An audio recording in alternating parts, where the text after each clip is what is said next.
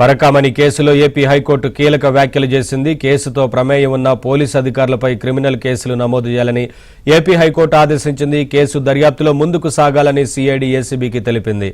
Counting అంశాల్లో table ఏర్పాట్లపై సూచనలు ఇవ్వాలన్న హైకోర్టు నిందితులతో కొందరు పోలీసులు చేతులు కలిపినట్లు సిఐడి నివేదికలో స్పష్టంగా ఉందంది. వారిపై శాఖాపరమైన చర్యలు తీసుకోవాల్సిన అవసరం ఉందని తెలిపింది.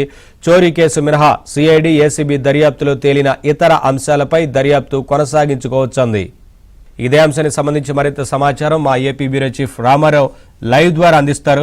నవీన్, పరకామణి కేసులో ఏపీ హైకోర్టు కీలక ఆదేశాలు జారీ చేసింది. ముఖ్యంగా పరకామణి కేసుకు సంబంధించి ఏపీ హైకోర్టులో పూర్తి స్థాయిలో విచారణ జరపాలి అని చెప్పి తిరుపతికి చెందిన ఒక జర్నలిస్టు ఏపీ హైకోర్టులో పిటిషన్ దాఖలు చేశారు.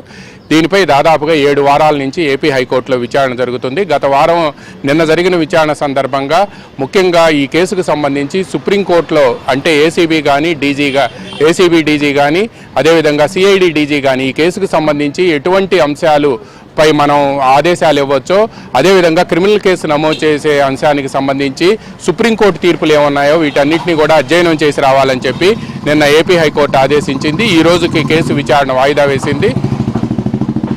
ఈ విచారణ సందర్భంగానే ఏపీ హైకోర్టు పలు కీలక ఆదేశాలు జారీ చేసింది. ఈ విచారణలో ముఖ్యంగా జారీ చేసిన ఆదేశాలు ఏంటంటే సిఐడి ఇచ్చిన నివేదికలో ఎవరైతే నిందితులు ఉన్నారో ఆ నిందితులతో పోలీసు అధికారులకు సంబంధాలు ఉన్నాయి అని చెప్పి కూడా పేర్కొంది.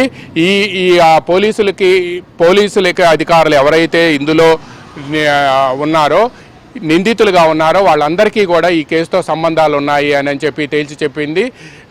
అందువలన వాళ్ళపై కూడా క్రిమినల్ కేసులు నమోదు చేయాలని చెప్పి ఆదేశాలు జారీ చేసింది.